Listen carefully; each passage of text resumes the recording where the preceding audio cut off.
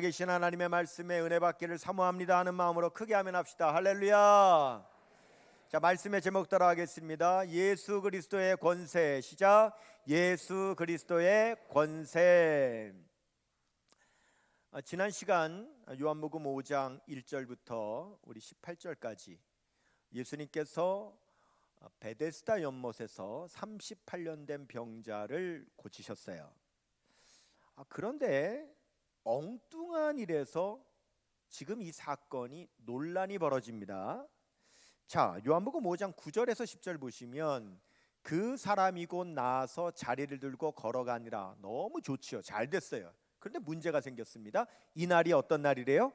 안식일이니 유대인들이 병 나은 사람에게 이르되 안식일인데 네가 자리를 들고 가는 것이 옳지 아니하니라 그랬어요. 여러분, 유대인들은요 안식일 규례에 관하여서 자기들이 정해놓은 규정들이 있는데 안식일에 해야 할 수 있는 일과 하지 말아야 될 일들을 아주 세세하게 정해놨는데 100가지도 넘어요. 그런데 안식일에 하지 말아야 될 일로 규정해 놓은 것 가운데 병 고치는 것도 못하게 해놨어요. 근데 예수님께서 안식일에 병을 고치셨으니 이제 그것을 트집을 잡는 거죠. 자, 여러분, 본래 안식일의 규정이 뭐냐? 출애굽기 20장 8절 말씀에 보면 안식일을 기억하여 거룩하게 지키라, 이렇게 하나님께서 말씀을 하셨단 말이에요. 여러분, 안식일 이 규례의 참된 의미는 뭐냐면 하나님께서 만드신 천지 만물이 하나님께서 창조하신 원형 그대로 유지되고 또 그 리듬과 그 질서가 깨지지 않도록 계속 이렇게 회복이 되는 것을 하나님은 그 뜻으로 안식일을 주신 거예요. 즉 하나님께서 창조하신 우리 사람 그리고 이 땅조차도요 쉬지 않고 계속 일하면 피곤해서 상하게 된단 말이에요. 그러면 하나님 창조의 질서가 깨어지고 리듬이 흐트러진단 말이죠. 그래서 하나님께서는 창조의 원형을 회복하라고 안식일 규례를 주셨어요. 그래서 안식일을 기억하여 거룩하게 지키라 하셨는데 그 거룩이 뭐냐? 하나님의 뜻을 이루는 게 거룩이거든요.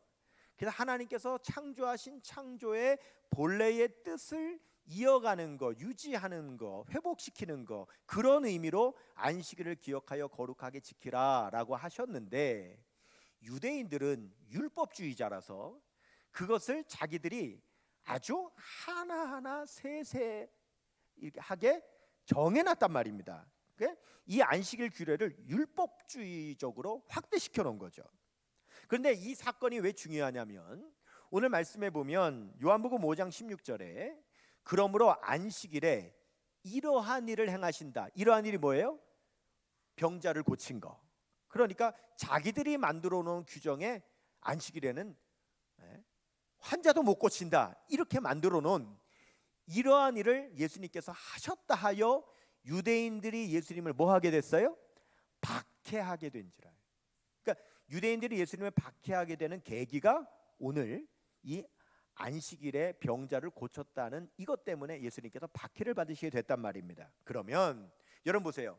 예수님이 이 세상에 오실 때 유대인으로 오셨거든요. 그러면 예수님이 율법을 모르시겠어요? 유대인들이 만들어 놓은 이 규정을 모르시겠어요? 다 아신단 말이죠. 그리고 여러분, 이 환자가 몇 년 된 환자예요? 38년. 그러면 38년 동안 알았으면 하루 늦게 예수님께서 고치신다고 누가 뭐라고 하겠어요? 그러면 예수님께서 오늘은 안식일이니까 내가 내일 고칠게 하셨으면 아무 문제가 없었을 텐데 왜 모든 걸 다 아시는 예수님께서 굳이 안식일에 그 병자를 고치셨냐 이거예요. 그렇다면 예수님은 일부러 하신 거죠. 다 아시는데 하셨다면 일부러 하신 거다. 일부러 하셨다는 것은 예수님의 뜻이 계신다라고 하는 거죠. 자, 우리가 그것을 알아야 됩니다. 자, 예수님 말씀하십니다. 5장 17절 보니까 예수께서 그들에게 이르시되 아버지께서 이제까지 일하시니 나도 일한다 하시매, 이렇게 말씀하세요. 여러분 이 말씀이 참 중요한데 이 말씀에는 세 가지 아주 중요한 뜻이 있습니다. 첫 번째 뜻은 하나님께서요 안식일에도 일을 하신다라고 하는 뜻이 있습니다.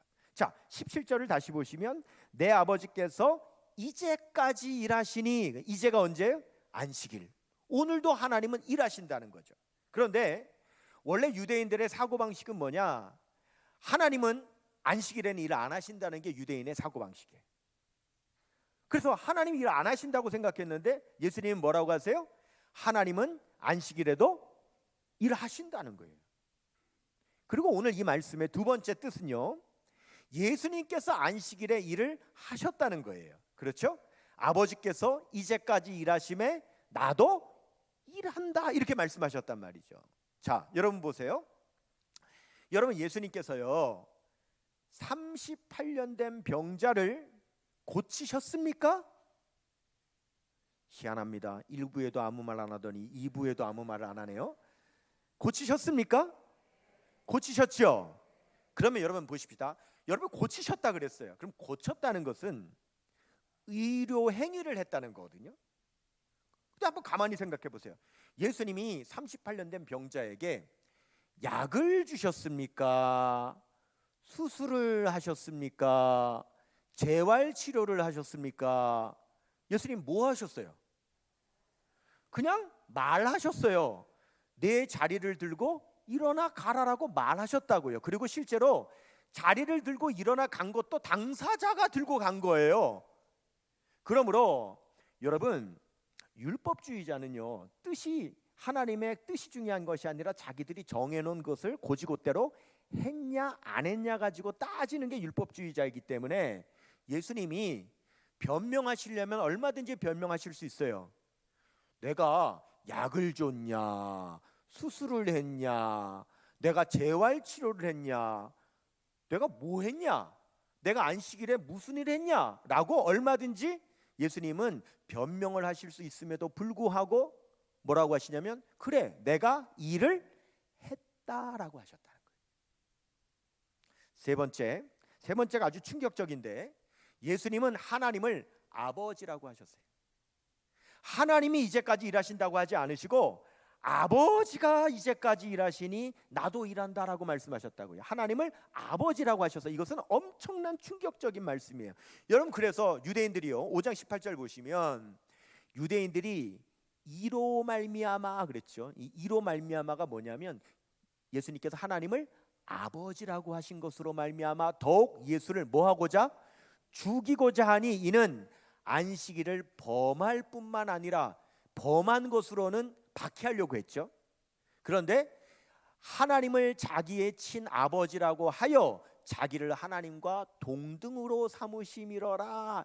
이것 때문에 예수님을 죽이려고 하는 계기가 됐다라고 하는 거예요. 자, 이제 여기까지가 18절까지입니다.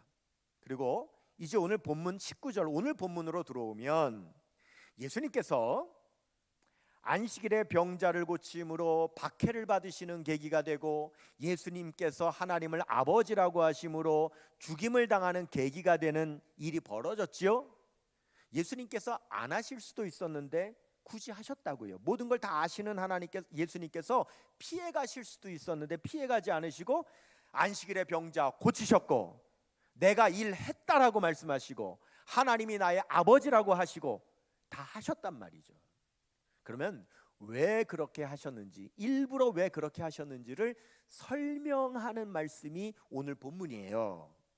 그러면 예수님께서는 왜 일부러 이렇게 하셨느냐? 여러분 오늘 본문 시작하는 요한복음 5장 19절 상반절을 보니까 그러므로 그랬죠. 그러므로 자, 이 모든 일이 일어나게 되므로 예수께서 그들에게 이르시되라고 말씀하시는 겁니다. 그러면 결국 오늘 본문 말씀에서 예수님께서 일부러 이렇게 하신 이유가 뭐냐라고 할 때 한마디로 말하면 그것은 예수님의 권세 때문에 그렇습니다. 자, 따라하겠습니다. 예수님의 권세. 네, 예수님의 권세 때문에 그런 거예요. 자, 여러분 예수님께서 육신으로 이 세상에 오셨을 때 요셉과 마리아의 육신의 아들로 오셨잖아요. 그리고 30년을 사시다가 이제 공생애를 시작하신 거예요. 그러면 예수님께서 공생애 하시기 전에 30년 동안 혹시 사실 때 직업이 뭔 줄 아세요? 목수셨죠? 그러면 여러분, 예수님이요, 그 목수의 기술을 어디서 배우셨을까요? 목공대학을 나오셨을까요? 누구한테 배워요? 아버지한테 배우죠. 즉 아버지 요셉이 목수였기 때문에 그 아버지가 하는 일을 보고 예수님이 배워서 같은 일을 하는 거잖아요. 여러분, 이것을 뭐라고 하냐면 도제라고 그래요. 도제. 이 도제가 뭐냐? 아버지가 하는 일을 아들이 그대로 보고 배워서 아버지의 일을 이어서 하는 것, 이것을 도제라고 합니다. 그리고 그렇게 가르치는 것을 도제 교육이라 그래요. 특별히 이 도제가 많은 나라가 일본이죠. 일본은 아버지에게 배워서 그 일을 이어서 하죠. 유럽도 많고요. 여러분 가운데도 아마 이 도제를 하신 분들이 많이 있을 겁니다. 자, 예수님께서요, 오늘 말씀에서 이 도제에 대해서 말씀을 하시는 거예요. 원래 도제는요, 아버지에게서 아들이 배울 수도 있고 스승에게서 제자가 배울 수도 있습니다. 자, 오늘 첫 번째로 예수님께서는요, 하나님 아버지에게 도제 교육을 받으셨다, 이렇게 말씀을 하시는 겁니다. 19절 볼게요. 자, 오늘 본문 19절 보세요. 그러므로 예수께서 그들에게 이르시되 내가 진실로 진실로 너희에게 이르노니 아들이 아버지께서 하시는 일을 보지 않고는 아무것도 스스로 할 수 없나니 아버지께서 행하시는 그것을 아들도 그와 같이 행하느니라. 이것은 도제를 말씀하시는 거예요. 그렇죠?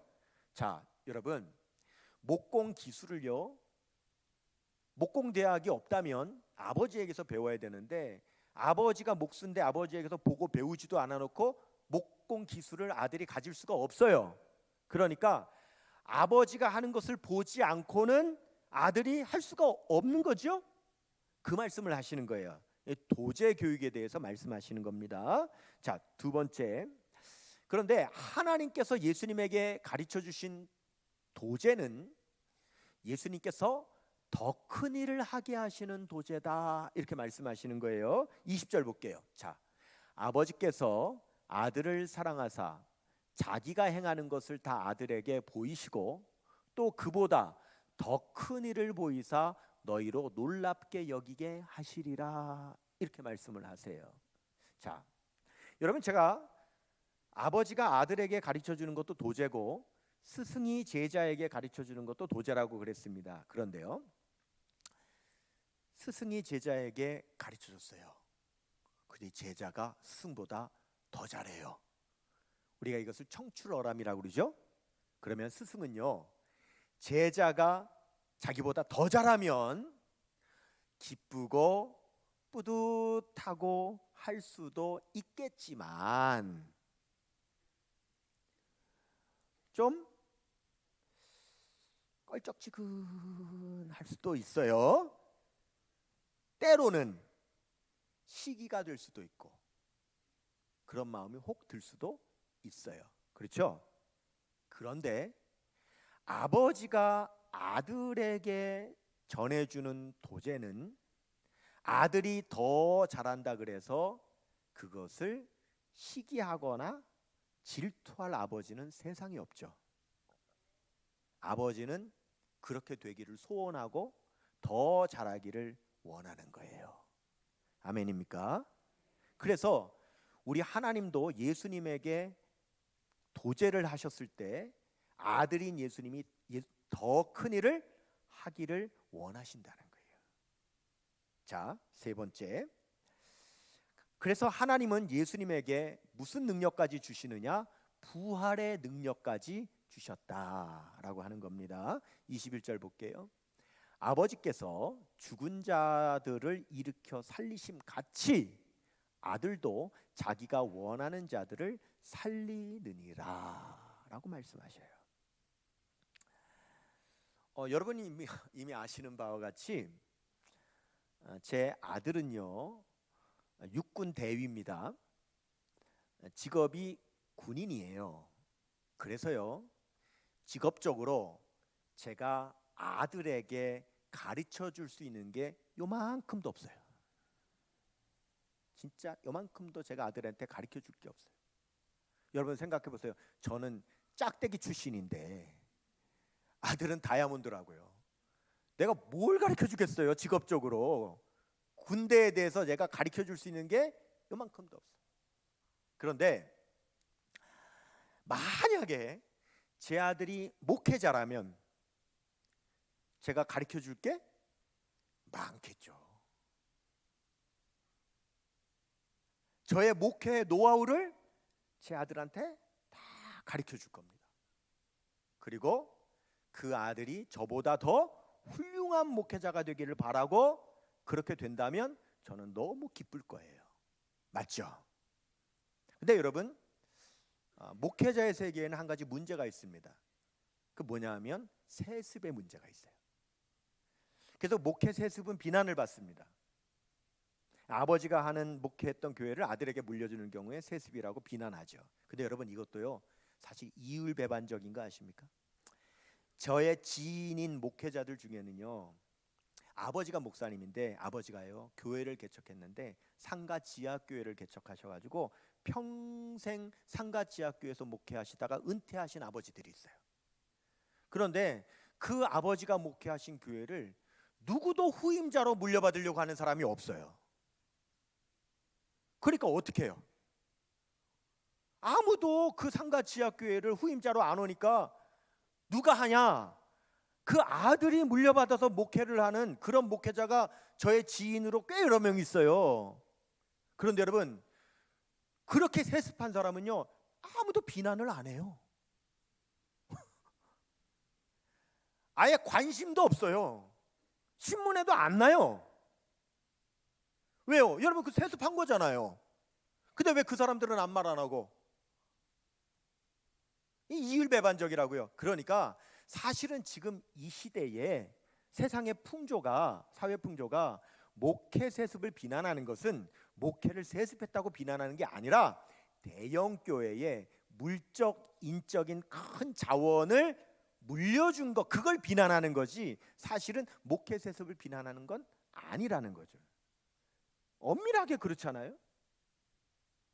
그래서 여러분 세습이 아니라면 어떤 형태든 세습이 아니라면 아버지가 목사인데 아들 목사에게 목회의 모든 노하우를 다 전수해줘서 그를 자기보다 더 훌륭한 목회자로 양성을 하면 그것은 여러분 한국 교회를 위해서는 감사한 일 아닙니까? 왜 아멘 안 하실까? 세습이 아니라니까요. 세습 말고 그냥 아들 목회자를 자기의 모든 목회 노하우를 가르쳐서 훌륭한 목회자로 세우는 거는 한국교회 미래를 위해서는 감사해야 될 일이 아니에요? 맞죠? 여러분 하나님께서요 예수님에게 부활의 능력을 주셨다고요. 하나님에게는 부활의 능력이 있으신데 그 능력을 예수님에게 주셨다고요. 그러면 예수님이 우리를 고치시고 우리를 부활케 하시는 능력이 예수님에게 있으면 우리 입장에서는 여러분 그게 감사한 일 아니에요? 예수님에게 그 능력이 있으시기 때문에 예수님이 우리를 고치시고 우리를 부활시키시면 우리가 고맙잖아요. 우리가 감사하잖아요. 그런데 예수님께서 고치셨는데 이게 비난받을 일이냐고요. 자, 네 번째 오늘 말씀은 하나님의 심판의 권세를 예수님에게 맡겨주셨다는 거예요. 자, 오늘 5장 22절 볼게요. 아버지께서 아무도 심판하지 아니하시고 심판을 다 아들에게 맡기셨으니 이렇게 말씀을 하세요. 27절도 보시면은요. 또 인자됨으로 말미암아 심판하는 권한을 주셨느니라 이렇게 말씀을 하세요. 자, 원래 심판의 권세는 누구에게 있냐면 하나님께 있어요. 아멘입니까? 세상을 심판하는 권세가 하나님께 있는데 하나님이 그 심판을 직접 안 하시고 심판하는 권세를 아들 예수님에게 맡겨주셨다는 거예요. 그럼 왜 맡겨주셨느냐? 22절에서는 맡겨주셨다는 뜻이고 27절에는 맡겨주신 이유를 설명하는데 그 이유가 인자됨으로 말미암아 맡겨주셨다 이렇게 말하죠. 인자됐다는 건 예수님께서 육신을 입고 오셔서 우리를 위하여 십자가에 못 박혀 죽으신 것을 말씀하는 거예요. 하나님께서 세상을 심판하는 권세를 예수님께서 주신 이유는 예수님께서 육신을 입고 오셔서 십자가에 못 박혀 죽으셨기 때문에 심판하는 권세를 예수님께 주셨다는 거죠. 여러분 보십시다. 죄인이요 죄의 사함을 받을 수 있는 이유는 예수님께서 우리 대신 십자가에 못 박혀 죽으셨기 때문입니다. 여러분, 우리가 죄로 인하여 죽을 수밖에 없는 우리가 영생을 얻는 이유도 예수님께서 우리 대신 십자가에 못 박혀 죽으셨기 때문입니다. 여러분, 지옥 갈 우리가 천국에 갈 수 있는 이유도 예수님께서 우리 대신 십자가에 못 박혀 죽으셨기 때문입니다. 아멘입니까? 그렇기 때문에 하나님께서는 그 심판하는 권세를 예수님에게 주셨다는 거예요. 우리가 예수님 때문에 구원받고 예수님 때문에 영생 얻고 예수님 때문에 천국 갈 수 있으니까 예수님에게 주셨다는 거죠. 그런데 여러분, 예수님께서 이 권세를 받으셨어요. 하나님께로부터 병 고침 받는 권세, 죽은 자를 일으키는 권세, 세상을 심판하는 권세까지 우리 예수님이 다 받으셨다고요. 그런데 유대인들이 안식일에 병 고친다는 거, 그것 때문에 비난하고 예수님 박해하고, 응? 예수님께서 하나님의 친아들이라고 하셔서 막 죽이려고 하고, 그러면 이거 무서워서 예수님께서 하나님께로부터 받은 권세를 사용을 안 해야 되겠어요? 하나님께로부터 이 권세를 받았다고요. 보세요, 하나님께로부터 병 고치는 권세를 받으셨다고요. 아멘이시죠? 그런데 안식일에 병 고치냐? 이거 예수님께서 무서워서 병 안 고치시겠냐고요. 네가 하나님의 아들이라고 할 수 있느냐 하는 그런 협박이 무서워서 예수님께서 하나님께로부터 받은 그 권세를 사용 안 하시겠냐고요. 그거 아니지 않습니까? 그 말씀하시는 거예요. 내가 하나님께로부터 받은 권세가 있는데 내가 안식이라고 왜 병을 안 고치냐? 내가 하나님의 아들이라고 내가 왜 말을 안 하냐? 내가 왜 이 권세를 사용하지 않겠느냐라고 오늘 말씀하시는 거예요. 오늘 말씀 5번째는요, 예수님에게 그 권세를 주신 것은요, 공경받게 하시기 위해서 하나님께서 주신 거예요. 자, 23절 봅니다. 이는 모든 사람으로 아버지를 공경하는 것 같이, 보세요, 이미 유대인들은 하나님을 공경하고 있습니다. 그렇죠? 그것처럼 하나님께서 아들을 공경하게 하려고 예수님에게 그 권세를 주셨다는 거예요.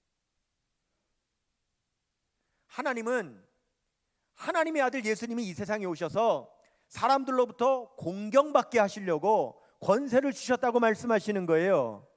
근데 지금 뭐 합니까? 그 권세를 사용을 하시는데도 공경하는 것이 아니라 비난하죠. 박해하지요. 죽이려고 하지요. 여러분, 그래서 우리가요, 진정 예수님의 권세를 진정으로 우리가 안다면 우리는 예수님을 믿는 겁니다. 예수님을 공경하는 거죠. 그리고 예수님의 권세를 우리가 믿으면 예수님은 그 권세를 우리에게 사용하심으로 우리가 예수님의 권세를 누리게 되는 거죠.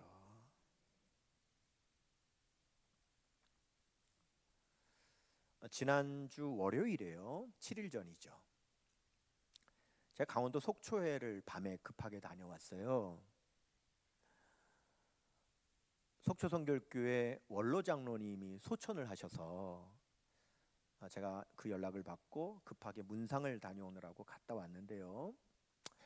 이 소천하신 원로 장로님은요, 제가 속초 성결교회를 부임해서 8년을 목회를 했는데 그 8년 내내 정말 저를 사랑해 주시고요, 제가 목회하는데 정말 큰 동역자가 되어 주셨던 그런 장로님이세요. 그래서 제가 빈소에 들어갔더니 그 부인 권사님이요, 정말 남편 끌어안듯이 달려와서 저를 안아요. 그렇게 좋은 관계였어요. 제가 그 교회를 처음에 부임했을 때요, 그 당시에 교인이래야 한 300명 남짓 한 숫자였기 때문에 일일이 다 신방을 다닐 수가 있었어요. 그래서 부임하자마자 첫 부임 신방을 다닐 때 제가 집도 모르고 누가 누군지도 모르니까 그 장로님이 처음부터 끝까지 모든 과정을 다 신방을 동행해 주셨어요. 그런데 그때 그 첫 신방을 할 때 그때 이 장로님과 그 제가 신방을 할 때 아주 기억에 남는 사건 한 가지가 있어요. 한 가정이 신방을 가게 됐는데 권사님 가정인데요. 이 권사님의 이름이 박동시라는 권사님이세요. 그런데 이 권사님은 제가 신방을 갈 때까지도 교회를 그 이전에 7년 동안을 한 번도 못 나오셨어요. 왜냐하면 7년 전에 풍을 맞으신 거예요. 중풍에 걸려서 교회를 7년 동안 못 나오고 계셨어요. 그런데 제가 신방을 간 거죠. 가서 그 권사님을 뵙는데 이 권사님이, 여러분 속초가요 지금은 굉장히 번듯한 그런 도시인데요, 옛날에는요 실향민들이 와서 살던 아주 척박한 곳이었습니다. 오징어 잡아가지고 그거 말려서 근근히 먹고 사는 그런 동네였기 때문에 이 권사님이 젊어서 거기서 아이들을 여러 명을 낳고 그 다음에 남편이 일찍 죽고 이래서 아주 어렵게 사셨는데, 그렇지만 그 젊은 시절부터 그 속초 성결교회를 평생을 다니시면서 교회에서 은혜 받고 그렇게 충성하셨던 권사님이셔요. 그런데 이 권사님이 그만 풍에 걸린 거죠. 7년을 교회를 못 나온 거예요. 그 제가 신방을 가니까 이분이요, 소원이 뭐냐, 죽기 전에 한 번이라도 예배당에 가서 예배를 드리는 게 자기 소원이라는 거예요. 그러니까 이 권사님이 막 너무 그 간절함이 있으니까요, 제 마음에도 막 그 간절함이 오는 거죠. 그런데 그분이 막 그렇게 울며 간절하게 나 교회 한번 나가고 죽기 전에 예배당 한번 나가서 내가 예배 드리고 죽고 싶다고 하는 그때, 그 순간에요 성령의 불이 떨어진 거예요. 성령의 불이 막 얼마나 뜨겁게 임하는지 견딜 수가 없어서 제가 그 권사님에게 안수하고 사도행전 3장 6절 나사렛 예수 그리스도의 이름으로 명하노니 일어나 걸어라 명령을 했더니, 외쳤더니 그 권사님이 일어나 걸은 거예요. 그 자리에서 일어나 걸었어요. 기적이 일어난 거예요. 그렇다고 권사님이 계속 잘 걸었냐? 그거는 아니죠. 그런데 이분이 기력이 살아나서 결국은 휠체어를 타고 예배당에 나와서 이분이 명예권사 추대까지 받으신 거예요. 사진이 있는데 한번 보여드릴게요. 이분이신데요, 7년 동안 중풍으로 못 나오던 교회를 나왔고 명예권사 추대를 받으니까 이분이 너무 행복해 하잖아요. 근데 이분이 처음 제가 만났을 때 얼굴은 이런 얼굴이 아니었어요. 그분이 제가 첫 신방 가서 만났었던 그 순간에 기록이 남아 있습니다. 한번 보시겠습니다.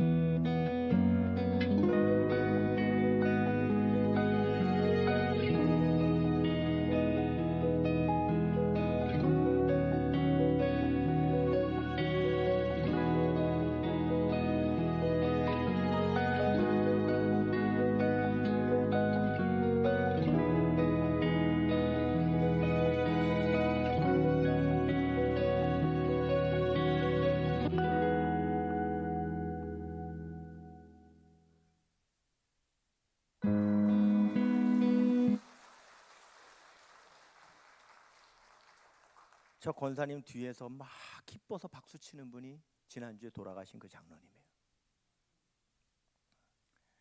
또 이 화면 뒤편에 성도들이 함께 신방 간 성도들이 그 모습을 그대로 다 목도를 한 거예요. 그 교회의 기적의 간증이 된 거예요. 기적의 역사가 된 거예요.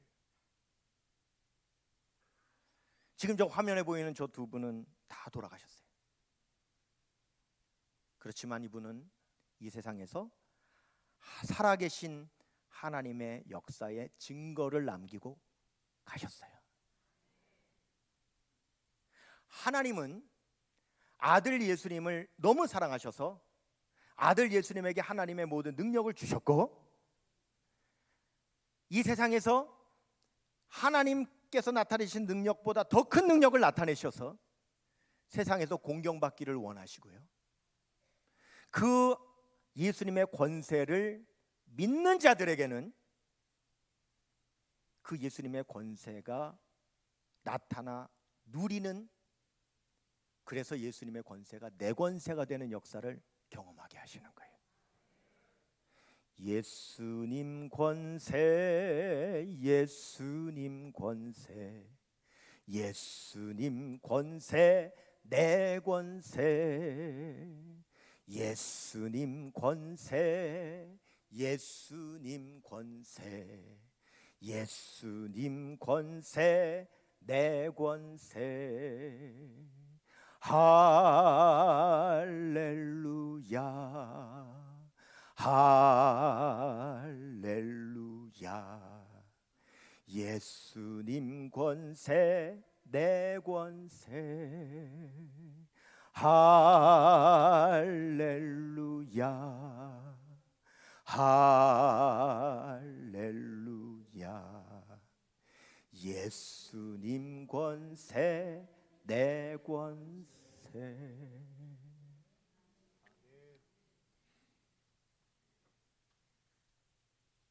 그러고 보니까요, 그 속초 성결교회예요. 저 장로님 말고 또 다른 또 젊은 장로님이 계시는데, 그 장로님 딸이 서울에서 직장 생활을 하느라고 지난주에 우리 교회에 등록했거든요. 그래서 그 모든 사건을 다 알고 있는 그 성도가 저 뒤에 앉아 있네.